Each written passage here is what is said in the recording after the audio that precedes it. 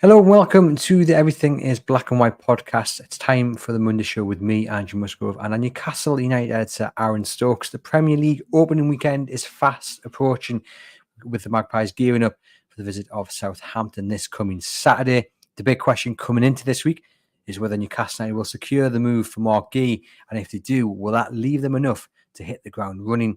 The Magpies retained the Sela Cup by beating Girona and Brest, with Kieran Trippier and Bruno Guimaraes lifting the trophy on Saturday afternoon. Newcastle United women also winning the competition after beating AC Milan on penalties. We'll look back on the weekend and hopefully of a week of transfers to come. And we've got loads of questions sent in by you guys to answer as well. Thanks for tuning in. Let's get on with the show. Aaron, welcome back to the podcast. Are you well? Very well. As you might be able to tell, I maybe caught the sun a little bit yesterday. You look more bronzed a weekend on Tyneside than you did in a week in Greece. Yeah, I know. I thought that was going to come. Went out for a little civilized brunch at 11:30 and ended up rolling into the house at about 9 o'clock at night, Stephen. So it was a hefty day in the Oosburn sun, but it was the only fitting way to celebrate Newcastle United lifting some silverware on Saturday. Well, I had an interesting weekend. I was on a stag do. I did it sober, and I have to tell you, staying out 2 a.m. in the morning at a rather loud and boisterous nightclub, you see a lot of things very differently when you are sober at that time of the night. I can tell you that. I can imagine. But Leeds is a lovely city. I've only been out a couple of times in Leeds many years ago when I was back at university, but lovely, lovely city, very friendly. Yeah, I had a couple of mates who went there for uni. It's a great city, but I would say it's a great city if you're enjoying a drink. I'm not sure about when you're sober. Do you know what? These days, the choices for non-alcoholic beers are vastly different to what they were. Still nearly as expensive. Yeah, though. I was just about to say it's enough to drive you to drink. That's what I keep joking with everybody. The prices, I might as well just get boozed up. But yeah, whatever. This VR, virtual reality experience, it's bloody close to the real thing. Like, really, they made you go up in a lift, right? And then you had to walk a plank. I refused to do it. It was that real. I refused to do it because you were 25 stories up, and as soon as you tried to walk onto the plank, you felt like you were going to start falling. Really? I just couldn't do it. I always see videos of that on Facebook of people in their living rooms and they've got the headset on, and I'm thinking, how are you thinking this is real? How don't you know that you're in your living room? You see, I thought that I've never tried it though. So when the best man said VR reality, I thought, oh, yeah, we're going, but actually, worth it. Good. Very, very good. Well recommended. Let's start then with Newcastle United retaining the Sela Cup. Great weekend for both the women and the men. What stood out for you across both days? Look, it was a good weekend. It was good to see all Newcastle United teams winning, all three of them. 2 very strong 11s, I thought, put out by Eddie Howe, which goes to maybe quiet a little bit of the talk about them not having enough depth. So yeah, really, really positive. Lots of fans there. I think there was 33,000 on Saturday, 31,000 on Friday. So a good total. Yeah, good weekend all round. Good workout, but I was expecting more from both sides. Both will be playing in the Champions League, one from France, one from Spain, obviously. I just felt both were very disappointed. I mean, I've only seen the highlights of Saturday, but watching the full game on Friday there at St James's Park, I was really, really disappointed with Girona. Yeah, I thought of the 2 games, Girona would definitely push them a little bit closer. Some familiar names in that team, wasn't there? Gazaniga, the ex-Spurs keeper, and net, Donny van der Beek, players like that. But yeah, I mean, in terms of the 2 games, that it was actually Brest who really pushed Newcastle closer and who give them a real good go on Saturday, as opposed to the thrashing that was dished out on Friday night. Yeah, and I mean, 2 very strong starting 11s across the weekend. We'll talk about some of the players who stood out. Let's begin with Joe Linton. Okay. Back in the middle, looked like he'd never been away, just throwing himself about, but he's controlled and he's measured, getting stuck in, great in the tackle, great carrying the ball forward. We said last week he's going to be so important to Newcastle United this coming campaign. It was just a joy to see him back in what was, okay, it's not a competitive game in the real term of things, but he had to stand up and be counted. Yeah, he was very good. It just shows how much Newcastle have missed having a player in the middle who will drive the ball forward like he does. And so many of those chances in the first half came from him picking the ball up deep, beating a player, and then starting an attack. And I think it was good to see that. Obviously, he's back from injury. He's fit. He's raring to go. He hasn't had any international football this summer, which I think will benefit him and Alexander Isak, of course. I thought he's brilliant, and I thought Bruno was brilliant on Saturday. And I think now the only question is who fills that third spot for the game on Saturday, because Sean Longstaff played well on Friday. Took us 2 goals well. Was getting in some very good positions. I think, if I was to be asked now, I think it's probably Longstaff that gets the nod over Joe Willock. I think it's Longstaff over Joe Willock. Yeah, that's what I said. Did I say Joe Linton? No, I said Joe Willock.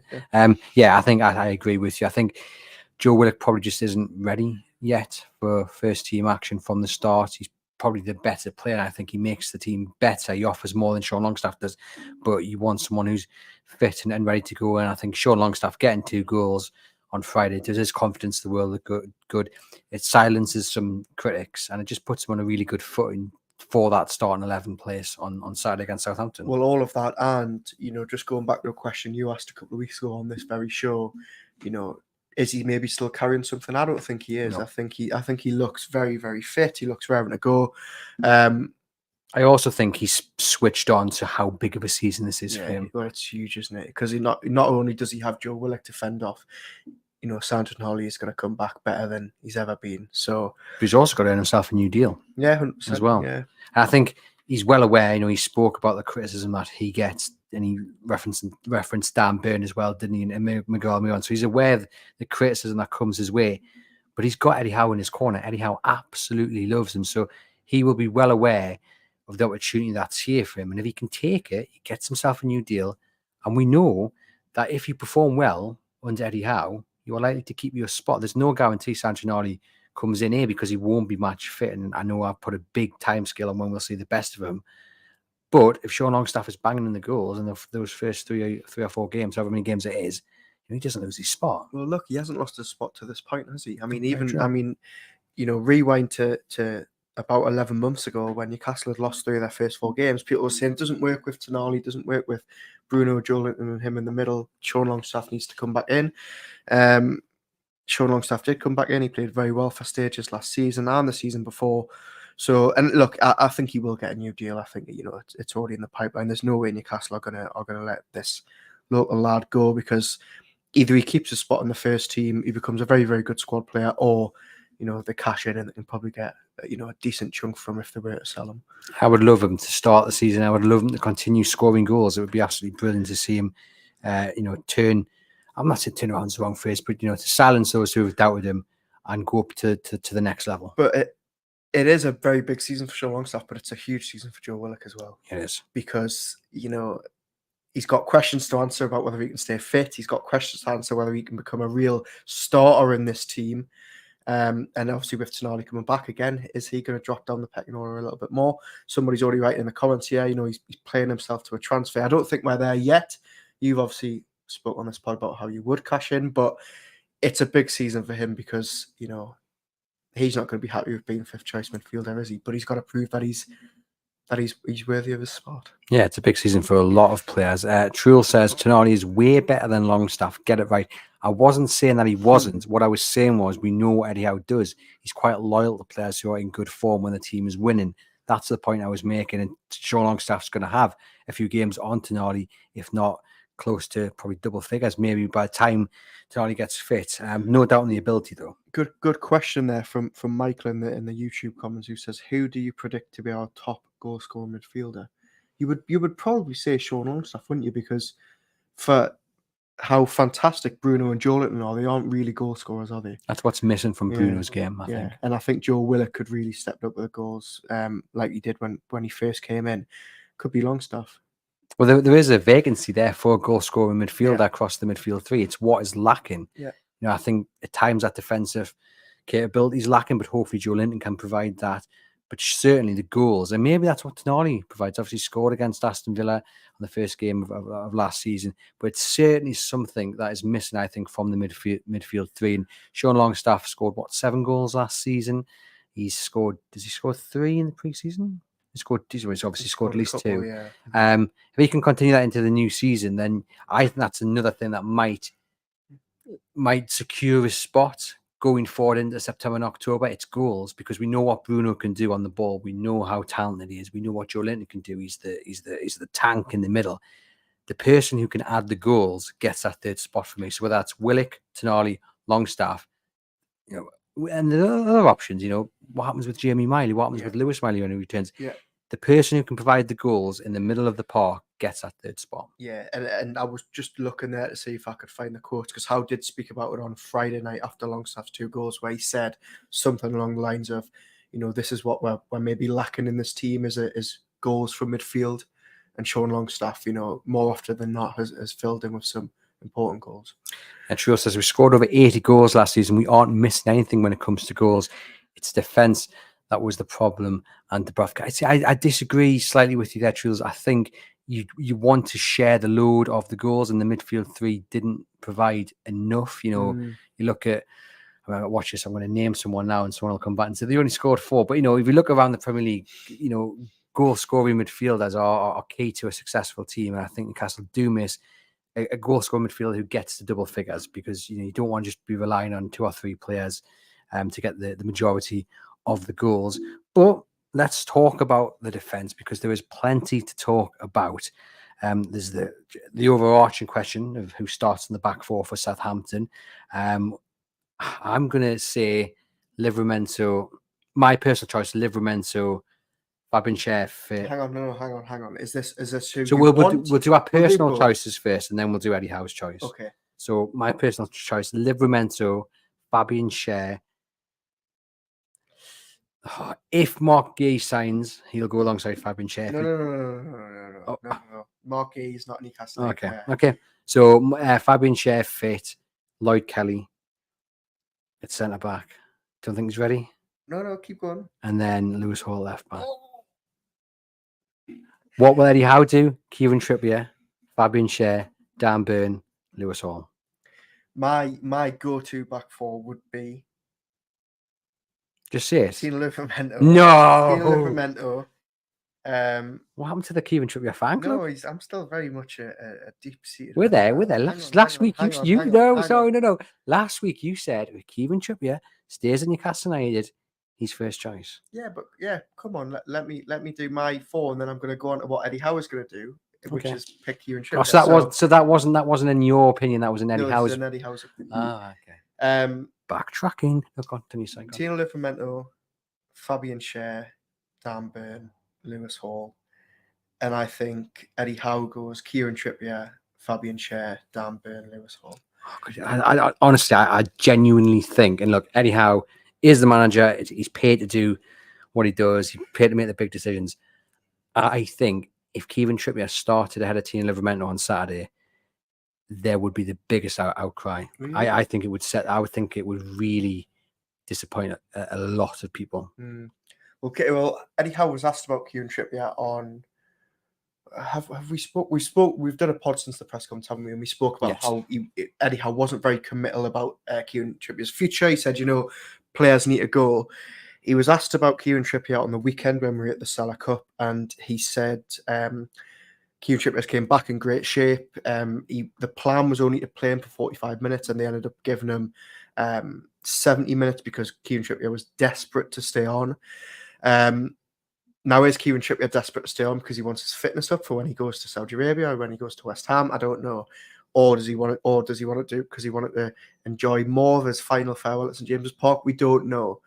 But I think Eddie Howe will start him on Saturday if he's still at the club. Let us know in the comments. Let us know on social media. Let us know via email. If Kieran Trippier starts out of Tino Livramento on Saturday against Southampton, how would you be feeling? Because I don't think Livramento's really put a foot wrong. There was one game in Japan where maybe he didn't let himself down the standards, but slipping a little bit. But I think he's in enough to be starting that right back position. Well, I think Il Corvo gets it spot on here. It wouldn't bother me. Trippier is still a brilliant fullback. Livermento was only 21. We've got all the time in the world to marvel at. This just doesn't. I don't agree with that. Like, we look around other top sides and they play their youngsters. But they also have. The clubs at the top have 2 ready-made first team fantastic fullbacks, and Newcastle will be losing that if Kieran Trippier goes. The only way Livramento is going to get better is by playing first team football, and he's earned the right to do so. He's a very talented player. He has to be first choice. For me, might not be for everyone. I don't think it's going to be for everyone. There isn't many. I don't think there's many positions in this team that are unpicked yet, but I think right back certainly. Do you think he knows his starting 11 for Saturday? You never really know how, and obviously we asked him on Saturday, and he gave us customary response that we always get a week before the season starts, and that is, I don't know my team yet, and we're going to see how everyone trains this week. You can always sort of set your clock to it. He says it every August. But I think really we're only really talking about right back and probably one position in centre mid, and I think the rest of the team at the minute picks itself. We'll get into the team then in a second. We've got Andy saying Andrew Musgrove was right about the back four, but can't see Eddie benching Burn and Trips. It's weird, isn't it? I don't think he benches Dan Burn, because Dan Burn's had a really strong pre-season, and he was very good the other night. And I just think Lloyd Kelly, we haven't seen enough of him yet. I don't think he's up to speed. He was fantastic on Saturday. I think what we have seen of him, he looks like a very good player, the way he passes the ball. And I agree, the thing that probably lets him down, and maybe I'm being overly optimistic that he is ready, it's probably the fitness. He's only played 2 games, and Dan Burns had a full pre-season. I tell you what, he does look good. He looks good. And I've been very excited about this signing, and he's done nothing to dispel my excitement. Some of the passes he's picking out. I mean, imagine him alongside Fabian Schär, just knocking the ball left to right. Fantastic assist for Harvey Barnes' goal on Saturday. Really, really good. But yeah, maybe fitness lets him down, and then it will be a Schär and Burn. By the way, at the back. Dan Burn has not put a foot wrong since he got moved back to centre back. So he hasn't done anything to lose his spot. No, he hasn't at all. He's finished the season really strong. That's why he should have been playing for the majority of last season. To be fair. What a pre-season it's been for Lewis Hall, because we were sat here at the start of the summer saying, who does he play left back? And now I don't even think it's a debate. No. You can't drop him after the summer he's had. It's interesting, isn't it? Someone tweeted me over the weekend to say the fallout from the last summer transfer window, it was over the top last year. Why we signed Tina Livramento, why we signed Lewis Hall for the best part of 30 odd million, whatever it was. A lot of people saying, where's the experience? We bought players for the future, but we need impact players. But if it was me picking the team, those two, the two that were most complained about last summer has not been now players, start. Now players. Yeah, and look, I think Eddie Howe will probably be sat there saying, you know what, I told you all that Lewis Hall wasn't ready, and I wanted to give him time, and we give him time, and he's a much better player for it now. He's came on leaps and bounds defensively, which was always Eddie Howe's criticism of him when he first joined. He looks like a more complete player. He's very, very good going forward. He looks like he's set up in this system. So yeah, and maybe it was right that we just needed a little bit of patience with them both. But it's also a nod to the recruitment team. We know they've lost Dan Ashworth. So he maybe did have a part in signing those two players. But just to trust them, they've got it right. They've got it right with those two. We've got Baz down under saying, good grief. I agree with Aaron. El Corver saying, Kraft is back up, dear me, nowhere near the level. Okay at centre back. That's it. We've got Slothy saying, I think Eddie Howe slots Dan Burn in somehow, maybe left back. So a lot of people agreeing that Dan Burn probably will be Eddie Howe's first choice somewhere. I think it will be centre back. I think Lewis Hall, so question me that left back. Let's talk about William Osula. Grabbed the goal, was ruled offside. I think if VAR had been in play, it would have been ruled onside. Very, very close. Wonderful ball, as you said, over the top from Harvey Barnes. Great control. Wonderful finish the way he opens his body up, right foot, past the keeper. Who does he remind you of? Look, I'm ready to take the criticism that's going to come my way on the chin. And I know we've only seen 70 minutes of him, but he reminds me of Alexander Isak. The way he moves, the way he carries himself, the way he tries to take players on.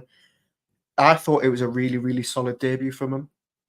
Took the goal very well, as you say, very, very unlucky to be flagged offside. He looks good. I don't think he's anywhere near fully fit, and I think Eddie Howe sort of alluded to that on Saturday. But I think you can definitely see why they've signed him. There's a lot of potential there. He's big, but he's quick.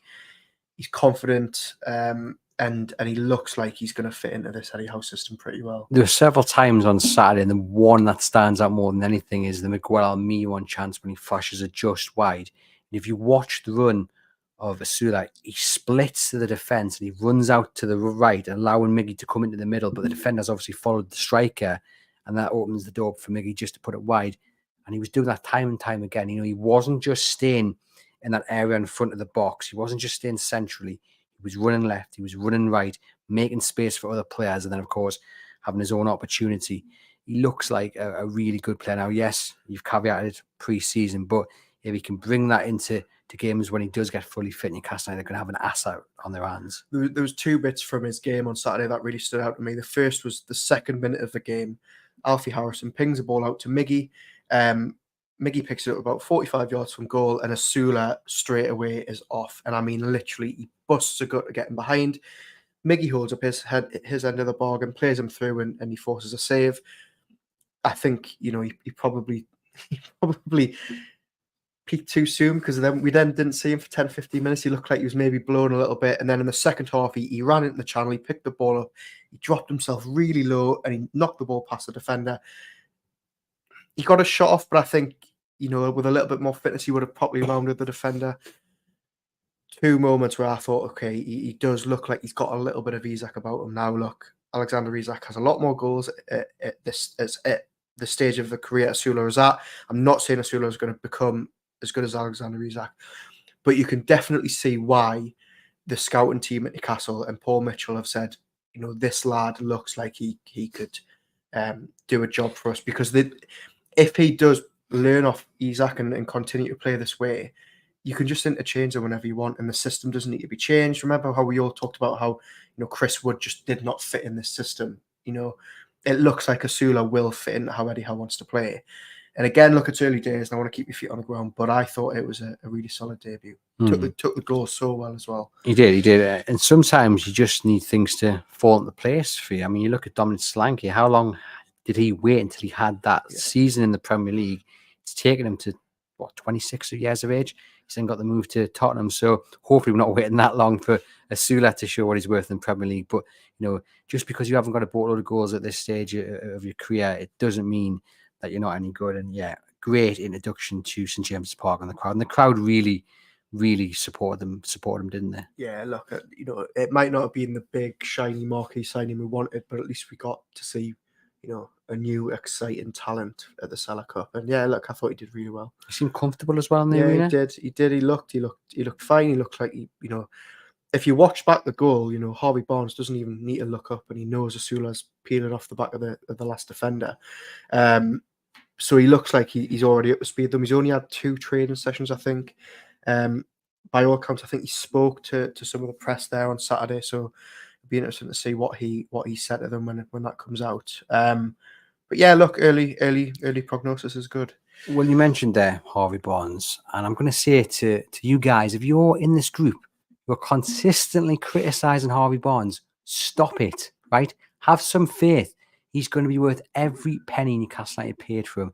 He's had a good pre-season, another goal yesterday, would have been an assist for Osula. He is going to be instrumental to Newcastle United hopefully getting back into the Champions League for the season after the one coming up. I cannot wait to see if it Harvey Barnes. I think he's got a huge part to play, and he's going to find that form that he had at Leicester that saw Newcastle United pay near enough 40 million for his services. I feel like I don't think I'm as bullish on Harvey Barnes as you are, but purely because, you know, how much game time is he really going to get? This isn't a campaign when Newcastle are playing 3 times a week and they're in 4 competitions. I don't think he gets in above Anthony Gordon. Obviously, I don't think Eddie Howe is going to move him out to the right either. So it's a big season for Barnes. I'm looking forward to seeing him, but I just think, is it going to be enough coming on for the last 20 minutes of a game every now and then to really find your feet at the club? That's my worry. I think he's going to get more minutes than you think he is. I think there's a strong possibility. Over who? Well, I think there's a strong possibility Newcastle United don't now sign someone on the right. So I think he'll start with Murphy and he'll start with Gordon. But I think as time goes on, I think what we'll see is Gordon on the right and Barnes on the left to begin with. As we get into October time, November time, I can see Murphy maybe tailing off a little bit. He's had a fantastic pre-season, But that's what I can see happening. I just don't think they're going to sign anyone on the right now. And I think that's where Barnes' opportunity will come in on the left and Gordon gets switched over. I really can't see, unless one of Murphy or Miggy gets an injury. I can't see him diverting from those two. And I think Harmeet makes a good point here in the comments. Barnes is exactly the type of sub that Newcastle need. They need these expensive impact players, and I think Harvey Barnes can be that, but I just don't know how much he's going to start this season. But he's done okay pre-season. He looked fit on Saturday, took his goal very, very well. Big season from him. A lot of people are saying that he will be an impact sub, and we saw the impact he had against West Ham when he came on last season. So look, if he can do that every half an hour, then no one's complaining, right? Yeah, very true. And like I say, he did very well on Saturday. That goal was fantastic. We've got someone saying, would you swap Mbemo for Barnes? I'm sorry, the people who hate me mentioning his name, but it is a genuine question in the comments there, so I have to ask it. I wouldn't, personally. Well, it's sort of a weird question, because then you're left with 3 right wingers and 1 left winger. I don't know. I think regardless of what you think of Barnes, would I swap Miggy for Mbemo? That's a different question, different answer. I think you want those two options. I mean, look, Gordon and Barnes fighting out on the left is fantastic. Exactly. Well, that's what you want, and this is what I've just been talking about at right back with Trippier and Livramento. You want 2 fantastic players, who each could start on merit, but one of them has to sit out, so it would be absolutely fantastic. El Coro says, I bet Barnes disagrees with the term impact sub, and that's what's going to come down to, that character. But he's going to be fighting for his place, and Eddie Howe will really relish having 2 top quality wingers on the left there fighting out for that position. Baz saying, stop it, I'm agreeing with Aaron too much. In one episode, thank you, Baz. Yeah, I mean, usually he leaves you even a broken clock. Constructive criticism. He usually leaves his word, Baz, but he's not agreeing with me this week. He's agreeing with you. Michael says, in an ideal world, Eddie can maintain his high intensity press, the benefits of no Europe. So rings the changes when the players are tired. The question is, can we maintain the standard when making the changes? Wilson is again key. I mean, that's where the Barnes comes in. I mean, Anthony Gordon had a tremendous season last season, Newcastle's player of the season. But if everyone was fit, is there really too much difference between Barnes and Gordon? Yes. You think there's a big say out of 10, right? Are we where are you putting it on the marker of the difference in quality? I don't think there's. I think Anthony Gordon would be a 9 and Barnes would be a 7. Yeah, so I mean, not so 7. That's not too bad, though, is it? I thought you were going to say like a 9 and a 2 or something. No, of course. I like Harvey Barnes. I really wanted Newcastle to sign him. He got very unlucky last season. You just think, how's the moment gone? Has the moment gone? Was last season, with all the other injuries to other players, the season to do it? Gordon has just gone to another level since Barnes signed, and Barnes must be sat thinking, how do I get back into this team? Just work hard and impress, and I'm sure he will do. We've got other people asking. Well, we've got Thomas saying Sanusi on the right. I don't think that's going to happen. He primarily left, but he didn't half impress. Did he? Now I didn't see enough of Saturday to make a judgment, but he came on, didn't he, for 20 minutes? Sir? No, he came on at half time. Yeah, he came on at half time on Friday, and he was such a joy to watch. He was amazing Friday, and I thought his performance Friday was probably better than his performance in Japan. Saturday was a bit tricky because the game was quite tight. Brest, for all accounts, defended quite well. Newcastle didn't really have too many chances in the second half, so he looked fantastic on Friday night. And it was. We spoke to Eddie Howe on Thursday, and we asked him, what's the plan for Sanusi? Does he stay with the first team? And Eddie Howe said, yes, he's going to train with us, but in terms of how many minutes he gets, this is totally dependent on how he plays and trains when he gets the opportunities. And 24 hours later, he comes out and does that. I think he laid down a real statement. Now, I will say as well, just for balance, he's very raw. He's 17. He's very right foot heavy. He doesn't like to use the left. You can tell there's a lot of work to do with him, and Eddie Howe acknowledges that. But he reminds me of Maxi, but I think he can be better than Maxi. And we asked Eddie Howe on Friday night, what's the plan for him? And he said he's definitely not being loaned out. We want to keep him. He's too young. He's too raw to be loaned. We want to improve him in-house. he stopped short of saying the same thing about Alfie Harrison, which I suspect might mean that he could go before the end of the month. He didn't have the best of games yesterday, but it was a tricky game to get thrown into. Didn't necessarily do anything wrong, but he didn't really stand out. Sanusi, though, just every time he got the ball on Friday night, he wanted to make things happen. He was beating players. He was confident, getting wasn't he? fans off their seats. He was picking the right pass.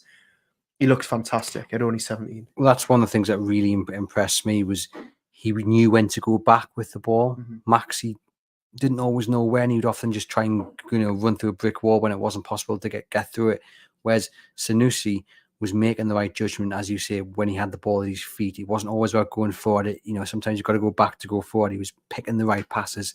Like I say, he's raw, but yeah, I was at my seat. Every time he got the ball, you just felt like something could happen. The drop of the shoulder, the scissors movement, like he just looks like a real tablet.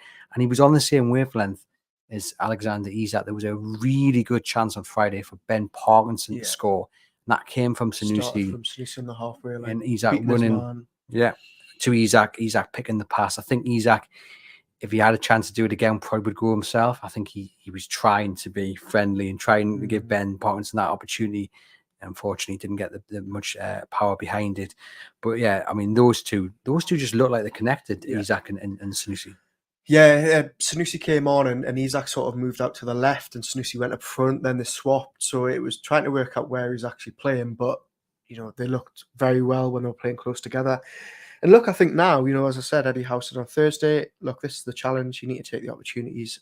And he hasn't really missed an opportunity so far in pre-season. How many featured on both nights, out of interest? Do you know off the top of your head? Sanusi was the only... Sanusi and Ellis Stanton came on for shared dead late. Because of the injury? Well, knock. Yeah, so maybe only them two. There might have been a couple of youngsters, but Sanusi played 45 on Friday, 45 on Saturday. So he got a good run out. Interesting, isn't it? Very interesting. It'd be interesting to see what happens. Let us know in the comments. Do you want him to stay at the club or would you like him to go out on loan? And let's talk about the goalkeepers then. Martin Dubravka on the Saturday. Lloyd Kelly in goal. Nick Pope on the Friday. John Ruddy, of course. Yeah, he got a wonderful reception. Fantastic reception. Wonderful reception. The Gallagher really, got behind him, which was great to see. Maybe a little bit tongue in cheek getting behind him, I thought. I'm sure when you hear your name sung on the Gallagher, in whatever way it is, there's a little smile. Nick Pope didn't have anything to do from memory. Didn't have too much to do, did he? No, I don't think so. Was Saturday a little bit busier for Dubravka? Yeah, it was. It really was. Dubravka, I thought, played well. Really surprised to see him start, actually, because we were while we were watching the women's game, we were sort of picking the team amongst ourselves, and we all sort of had Vlachodimos being in goal. And Eddie Howe was asked about Martin Dubravka afterwards by our colleague Lee Ryder, who sort of said, you could have went Vlachodimos. You've got 5 goalkeepers on the books. You went for Dubravka. What does that say? And was it maybe a little bit of putting him in the shop window? It maybe wasn't just getting him up to speed a little bit more because he hasn't really played.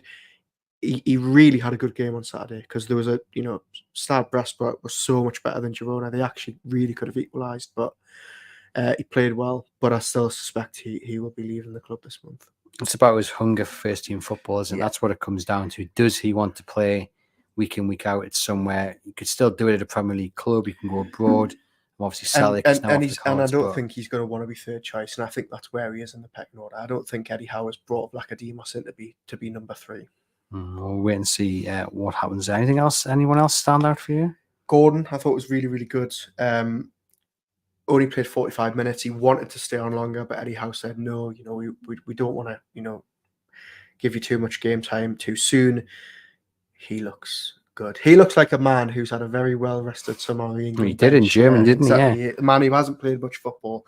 Took his goal so well. And look, I think, both him and Trippier came back very late, have been eased into it, but they both looked up to speed. But Gordon more so. And Jacob Murphy on the right, getting another goal. I mean, he is just a man possessed, isn't he? Yeah, 5 in pre-season. He was the top scorer of the summer. Looks very good. And look, I think he's won the battle with Miguel Almiron. I think he starts on Saturday, and I don't think anyone would have it any other way. I think we might have put a poll in our WhatsApp over the weekend. Asking. who would you start at right wing. No, maybe we didn't. I'm pretty sure we put a poll up. We'll put one in if Yeah. we didn't. And I'm pretty sure. Oh no, thought I had it, but maybe I don't. But anyway, Jacob Murphy won the poll wherever it is by a long margin, and I think that's the right call. He's had a fantastic pre-season. We asked Eddie Howe about him on Friday after his goal, and he basically said he's improved along with the team. The work he's put in behind the scenes is ridiculous. He's the last one off the training pitch. He deserves everything that's coming to him. Now, this is the question, isn't it? Does Eddie Howe look at it and think, we're going to go out and potentially spend 65 million on Marc Guehi? Do we go into the season with an informed Jacob Murphy? Miguel Almiron was a very, very good backup. And then Harvey Barnes and Sanusi maybe is the two that could play as an even, a little bit of cover. Well, I think there's even a bigger question to be asked there. It's whether Eddie Howe looks at it and says, look, Miguel Almiron, Jacob Murphy, two good Premier League players. You've got options, as we mentioned. Maybe Gordon can go over there, Barnes at a push, William Osula as well, can play on the flanks. Yeah. Does Eddie Howe look at it and say, I think everyone fit on form is good enough to get us to January when we might need that boost, just secure top four football, even pushes on, who knows, a Premier League title challenge. And he's got the funds in January to spend, because we've got to remember January gone, how he could have done with some arrivals and the money wasn't there. And maybe if we do get to the end of this window and they haven't signed the right winger and people are up in arms about it, and I totally understand why, because for months we've been seeing, everyone's been saying, Eddie Howe has hinted at it, the improvement needs to come on the right. For years, not months, isn't it? But maybe he's just thinking longer term and just thinking, maybe I could do with that 35 million in the bank for January, and I can go out and I can then improve it when it really matters. Is the wrong term of phrase, but that's me what he's thinking. It poses the question, because Newcastle, in terms of bodies, have enough to go into the new season. The question is, do they have the quality to go into the new season? Now, we touched on it briefly last week. The noise around signing a right winger has been from the outside. Fans are desperate for a right winger. I'm desperate for a right winger. I think in an ideal world, they need that right winger. Everybody knows my stance. I would have spent the Guehi money on a really, really incredible right winger. Does Eddie Howe look at it and think, as you've just said, we're spending a lot of money on a centre-back. We know money's tight. Do we go with it until January? Potentially. Look, I think they want two more in. I think they'll get Marc Guehi. And then I think it depends on outgoings. And look, I think Miguel Almiron probably stays at the club because he has no appetite to leave, and it doesn't look like any offers have came. But everyone knows my view. I think they need to sign a right winger. But Jacob Murphy's done fantastic. He's in form. He will start on Saturday, I think. But the debate will rage on. Now, if I'm not mistaken, in the press conference prior to Friday, it might actually be in the Friday after the game, I think Eddie Howe said one rival. Then I think on the Saturday he said at least one. But to me, I can only see Marc Guehi coming in. Really? But this is the thing, because if Kieran Trippier goes, that throws another spanner in the works, because Eddie Howe might look at it and think we need another right back. I personally think Harrison Ashby hasn't done enough at all. Well, he hasn't been given the chance this summer to prove his worth. And I think Kraft is now a centre-back in Eddie Howe's eyes rather than a right back. Trippier going would throw a spanner in the works. If no offers come for Almiron, you don't have that money freed up. If no offers come for Longstaff, you don't have a big chunk of money freed up. Obviously, we might be sat here in a couple of weeks and an offer might have came in out the blue for one of these players, and it changes the whole dynamic of the summer window. Eddie Howe said on Saturday, it has to be about quality rather than quantity, because we've got such a good squad. If you're going to add players, they have to push the group to new levels. And he does say something about signing. Yeah, we're hopeful to be active and to add at least one player to the group. Let's wait and see. Now, that was Saturday's quotes. At least one player to the group. It's not at least two, at least one. That's why in my head I'm just thinking, is he gone right? It's Marc Guehi, and then we'll see what happens. Yeah, maybe. Eddie Howe doesn't say anything by accident, does he? No, he doesn't. You know, he's a very clever man when And it comes there was to a very telling quote in the same exchange where he says, "It's difficult to say exactly what is going to happen. These things aren't exactly in my hands, and I'm not really dealing with them." Now, I might be reading this in the tone that it's not intended. Now we have other people in place to take control of these situations, and that allows me to focus on coaching the team. Now, that, if it was meant in the tone that I've just run it out, is a very thinly veiled message, passive aggressive, saying there is now people like Paul Mitchell at the club who I trust and who I work well, trust really well. implicitly. But they are handling the transfers. We know Paul Mitchell's been centre of this Marc Guehi deal. And Eddie Howe, as you say, has maybe taken a back seat. So yeah, look, very, very interesting next couple of weeks. Slothy Vlog says Gordon 9 out of 10, Barnes 7 out of 10. True says Gordon 9 and Barnes 7. So a lot of people agreeing with your ratings there. What is the latest with Marc Guehi? The time is just gone 2:15 on Monday afternoon, 12th of August. So 2 bids have gone in, 2 bids have been rejected. Yeah. Third bid now gone in, we think? Yeah, we think the third bid is in for Marc Guehi. We still think that Newcastle, as of the weekend, were about £10 million off Crystal Palace's valuation. Palace are holding out for a big fee because Chelsea obviously have quite a hefty sell-on clause included. So yeah, we think Newcastle are going to go back. We know Lee Ryan obviously reported on Saturday that talks have been ongoing over the weekend. There's still confidence from all sides that it's going to happen, and we suspect this third bid will get Newcastle closer. Now, 2 things I think to talk about. If they get rejected with their third bid, does it then become a case of Newcastle say, look, this is as far as we're willing to go, and they hope maybe that they call Palace's bluff, Palace come down. And also, added complications thrown into the mix by the fact that Fulham want to sign Joachim Andersen to replace Tosin Adarabioyo. Crystal Palace losing Michael Olise, Marc Guehi, Joachim Andersen, potentially Eberechi Eze in the same month would be catastrophic for them. The supporters would absolutely hate that. So the Joachim Andersen could add a little complication for Newcastle. But also, we think that Palace are looking at Trevor Chalobah and Maxence Lacroix from Wolfsburg. So they have got options there to replace Guehi and Anderson. But that might just be one to watch as well if Fulham manage to get a deal done for him. When is Marc Guehi's contract up? 2026. So 2 years. 2 years. So Palace know really they need to sell him now or January to get fair market value from him, because next summer nobody's going to pay 65 million for a player who's got 1 year left on his deal and also has no intention of extending. I still think this one will happen. Yeah, I think this third bid will get accepted, or at least get on the road to being accepted, and then within the next couple of days, I think they'll have them through the door. The signs from minute one has been one of confidence that Newcastle would get it done, and it sounds like Palace, rather than being dead against selling them, are just trying to eke out as much as they can for him. But question to you: we've seen Spurs in the space of 3 days, Solanke signed. We've seen Pedro Neto in a similar time frame signed. A lot of people might be asking, how does it take Newcastle United this long to get these deals sorted? Now, obviously, Newcastle United trying to get the best price. They'll be looking at his contract, and they'll be well aware that Palace will be thinking, in a year's time, we're going to be not able to charge as much for Guehi, and they know that he wants to come to Newcastle United as well. But it all goes down to price.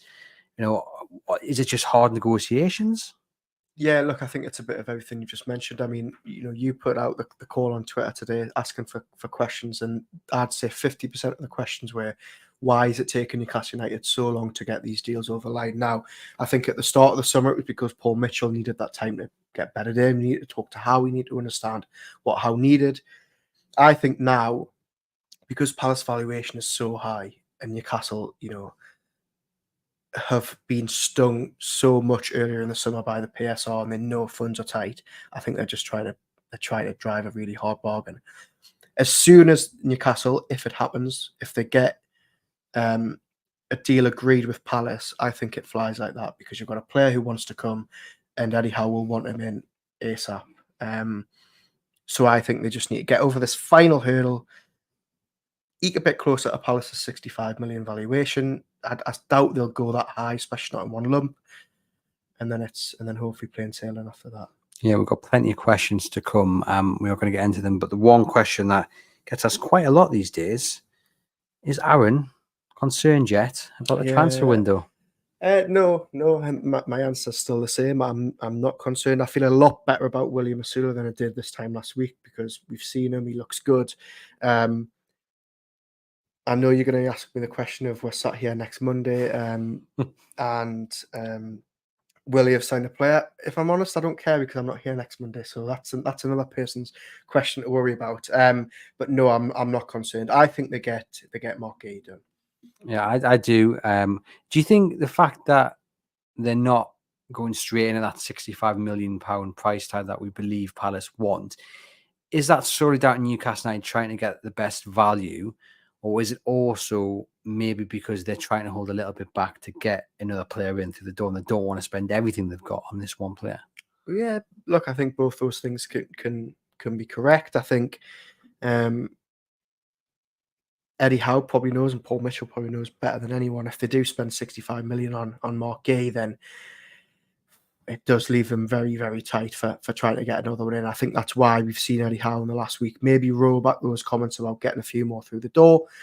And look, yeah, they're just trying to negotiate with Palace, who know they've now got a player on their hands who wants to go and is potentially going to be unhappy if he isn't allowed in. If this deal isn't done by Friday, I mean, if it's done by Friday, he's not going to play Saturday. I mean, how long do Newcastle United wait to get this deal sorted? Look, there's 2 weeks to go until the window shuts, but you don't want to be waiting until the end of the month to get this one sorted, do you? You might have to. So you think that you don't think they'll pull the plug altogether until the window shuts if it's not done before? We've seen them rectify deals in the past because situations have changed. I mean, ultimately that was, I'm talking about Alexander Isak here, and there was a big injury that sort of caused them to reverse their stance on it. I think they'll push to get it done this week.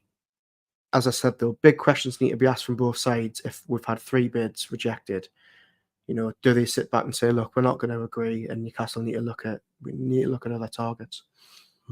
Indeed, any names that would be other targets? I mean, Malik Thiaw is one they could revisit. Yeah, potentially. They've obviously done the legwork there, but AC Milan were adamant that they wanted that sorted sooner rather than later, and that's obviously gone quiet. Palace obviously looking at Cotonou, who I obviously spoke about in our YouTube video a couple of weeks ago, plays for Bayer Leverkusen. I would love for them to go for him, but again, that is just my opinion rather than anything concrete. It looks like Palace are actually going to go for him, ironically. And also